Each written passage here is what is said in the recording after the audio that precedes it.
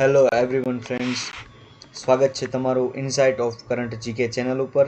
આજના વિડીયોમાં આપણે 28 જુલાઈ 2025ના પરીક્ષાની દ્રષ્ટિએ ખૂબ અગત્યના એવા કરંટ અફેર્સના પ્રશ્નો જોશું મિત્રો। આ વિડીયો આપને જીપીએસસી, ગૌણ સેવા અને રેવન્યુ તલાટીની પરીક્ષામાં ખૂબ ઉપયોગી સાબિત થશે। અને મિત્રો આપ કોઈ પણ પરીક્ષાની તૈયારી કરી રહ્યા છો, સ્પર્ધાત્મક પરીક્ષાની, તો આ વિડીયો આપને ખૂબ ઉપયોગી થશે। જેથી આ વિડીયોના અંત સુધી બન્યા રહેજો। તો આજનું સેશન ચાલુ કરીએ છીએ મિત્રો। પ્રથમ પ્રશ્ન છે, તાજેતરમાં ઇન્દિરા ગાંધી ઓપન યુનિવર્સિટી એટલે કે ઇગ્નુ ના પ્રથમ મહિલા વાઇસ ચાન્સેલર તરીકે કોની નિમણૂક કરવામાં આવી છે? તો સાચો જવાબ આવશે પ્રોફેસર ઉમા કાંચીલાલની નિમણૂક કરવામાં આવી છે। એને ડિટેલ માહિતી મેળવીએ તો કે પ્રોફેસર ઉમા કાંચીલાલ છે જે ઇગ્નુના વાઇસ ચાન્સેલર તરીકે નિયુક્ત કરવામાં આવ્યા છે। તેઓ આ યુનિવર્સિટીના પ્રથમ મહિલા વાઇસ ચાન્સેલર બન્યા છે। તો આપ માટે પરીક્ષાની દ્રષ્ટિએ ખૂબ અગત્યનું છે। ઇગ્નુ એટલે ઇન્દિરા ગાંધી રાષ્ટ્રીય ઓપન યુનિવર્સિટી છે।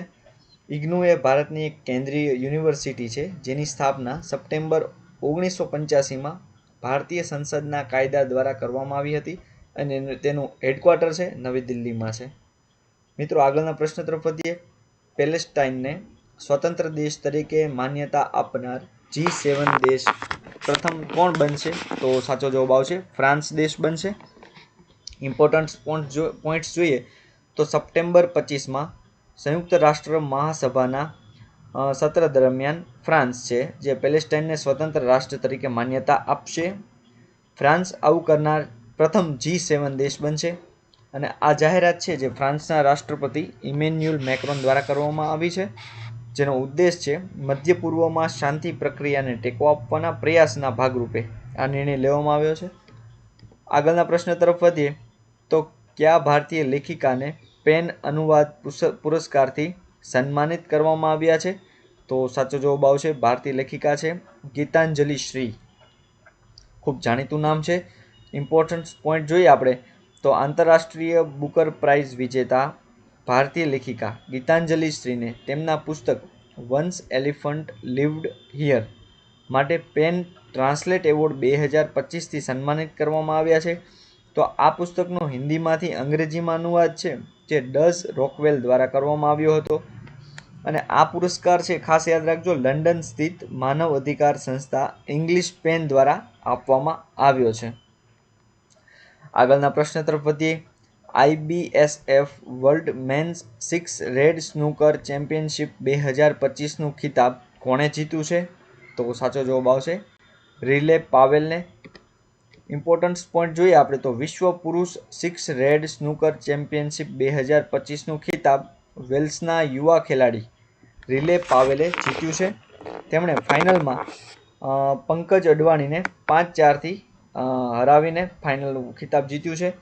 અંડર 20 ફાઇનલમાં સેબાસ્ટિયન મિલિસ્કી પોલેન્ડના છે એણે જીત્યું છે। આ સ્થળ છે જો ખાસ યાદ રાખજો બહેરીનના મનામા શહેરમાં 13થી 24 જુલાઈ 2025 દરમિયાન યોજાયો હતો। આગળના પ્રશ્ન તરફ વધીએ। પ્રતિષ્ઠિત જીપી બિરલા મેમોરિયલ એવોર્ડ 2025 કોને એનાયત કરવામાં આવ્યો છે? સાચો જવાબ આવશે doctor V Narayanan. Important point જોઈએ તો ડૉક્ટર વી નારાયણ છે જે આ પ્રતિષ્ઠિત પુરસ્કાર ભારતીય અંતરિક્ષ કાર્યક્રમમાં ઉત્કૃષ્ટ યોગદાન અને આધુનિક અંતરિક્ષ ટેકનોલોજી આગળ વધારવા માટેના નેતૃત્વ માટે આપવામાં આવ્યો છે, તેમજ તેઓ હાલમાં ઇસરોના અધ્યક્ષ અને સ્પેસ ડિપાર્ટમેન્ટના સચિવ છે। આ એવોર્ડ છે જીપી બિરલા આર્કિયોલોજી, ખગોળ વિજ્ઞાન અને વૈજ્ઞાનિક સંસ્થા દ્વારા આપવામાં આવ્યો છે, ખાસ યાદ રાખજો। આગળના પ્રશ્ન તરફ વધીએ તો જુલાઈ 2025માં બોલ્ડ કુરુક્ષેત્ર 2 નામક સંયુક્ત સૈન્ય અભ્યાસ કયા બે દેશો વચ્ચે યોજાયો છે? તો સાચો જવાબ છે ભારત અને સિંગાપુર વચ્ચે। વધુ માહિતી મેળવીએ તો ભારતીય સેના એટલે કે આર્મી અને સિંગાપુર આર્મ્ડ ફોર્સિસ વચ્ચે સંયુક્ત સૈન્ય અભ્યાસ બોલ્ડ કુરુક્ષેત્ર 2025નું આયોજન રાજસ્થાનના જોધપુર ખાતે કરવામાં આવ્યું છે મિત્રો। આગળના પ્રશ્ન તરફ વધીએ। તાજેતરમાં રામસર કન્વેન્શન ઓન વેટલેન્ડ્સના પાર્ટીઓનું 15મું સંમેલન એટલે કે COP25 ક્યાં યોજાયું હતું? તો સાચો જવાબ આવશે ઝિમ્બાબ્વેના વિક્ટોરિયા ફોલ્સ ખાતે યોજાયું હતું. 23 થી 31 જુલાઈ 2025 દરમિયાન યોજાયું હતું. વિગતે માહિતી મેળવીએ તો આ 15મું સંમેલન 23 થી 31મી જુલાઈ 25 દરમિયાન વિક્ટોરિયા ફોલ્સ, ઝિમ્બાબ્વે ખાતે યોજાયું. ભારત તરફથી કેન્દ્રીય પર્યાવરણ, વન અને હવામાન પરિવર્તન મંત્રી શ્રી ભૂપેન્દ્ર યાદવે ભારતીય પ્રતિનિધિ મંડળનું નેતૃત્વ કર્યું છે.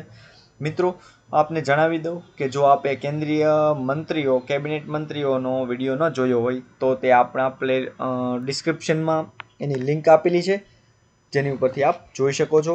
આગળના પ્રશ્ન તરફ વધીએ. તાજેતરમાં ભારતે પોતાની પ્રથમ હાઇડ્રોજનથી ચાલતી ટ્રેન કોચનો પ્રથમ સફળ ટ્રાયલ ક્યાં કર્યો છે? તો સાચો જવાબ આવશે ચેન્નાઈ ખાતે. તો વિગતે માહિતી મેળવે તો કે ભારતની પ્રથમ હાઇડ્રોજનથી ચાલતી ટ્રેન કોચનું સફળ trial integral coach factory Chennai ખાતે થયો છે. આ ટ્રાયલ માટે કોઈ નવો કોચ બનાવવામાં આવ્યો નથી, પણ જૂના ડીઝલ એન્જિન એટલે કે ડેમુ એટલે કે ડીઝલ ઇલેક્ટ્રિક મલ્ટિપલ યુનિટ કોચને હાઇડ્રોજન ફ્યુલ પર ચલાવવા માટે સુધારવામાં આવેલી છે. આગળના પ્રશ્ન તરફ વધીએ. તાજેતરમાં વડાપ્રધાન નરેન્દ્ર મોદીએ કયા દેશમાં 4,850 કરોડની લોન સહાય માટે નવા સમજૂતી પત્ર પર હસ્તાક્ષર કર્યા છે? તો સાચો જવાબ આવશે માલદીવ દેશ સાથે. વિગતે માહિતી મેળવીએ. વડાપ્રધાન નરેન્દ્ર મોદીની માલદીવ યાત્રા દરમિયાન ભારતે માલદીવને 4,850 કરોડની લોન સહાય આપવા માટે નવા MOU પર હસ્તાક્ષર કર્યા છે. આ સહાયથી માલદીવને વિકાસ પરિયોજનાઓ માટે જરૂરી નાણાં મળશે, જેનાથી તેની અર્થવ્યવસ્થા અને વિકાસમાં સુધારો આવશે. માલદીવે વડાપ્રધાન મોદીને આઝાદીની 60મી વર્ષગાંઠ માટે મુખ્ય મહેમાન તરીકે આમંત્રિત કર્યા હતા. તો ખાસ યાદ રાખજો મિત્રો. આગળના પ્રશ્ન તરફ વધીએ.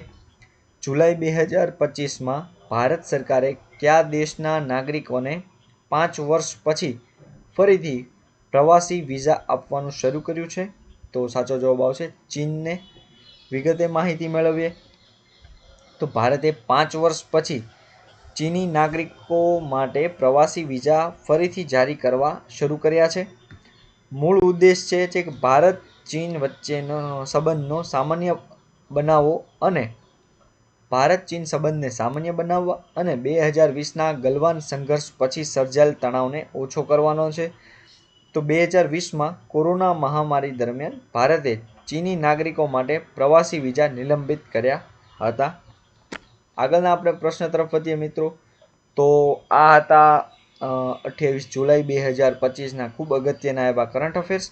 મિત્રો, આપને જણાવી દઉં કે જો આપ આ વિડીયોની PDF મેળવવા માંગતા હોય તો આપણી Telegram channel insight of current જીકેને આ QR કોડ સ્કેન કરીને આપ એમાં જોઈન થઈ શકો છો, જેમાં અવનવી માહિતીથી આપને અવગત કરાવવામાં આવશે. મિત્રો, આપને જણાવી દઉં કે જો આપને આ વિડીયો ગમ્યો હોય તો આ વિડીયોને લાઈક કરજો, શેર કરજો અને આપના મિત્રો સુધી શેર કરજો અને આપણી ચેનલને સબસ્ક્રાઈબ કરજો, જેથી વધુમાં વધુ વિદ્યાર્થીઓ સુધી પહોંચી શકે. તો મળીએ આવતા સેશનમાં. ત્યાં સુધી ઓલ ધ બેસ્ટ.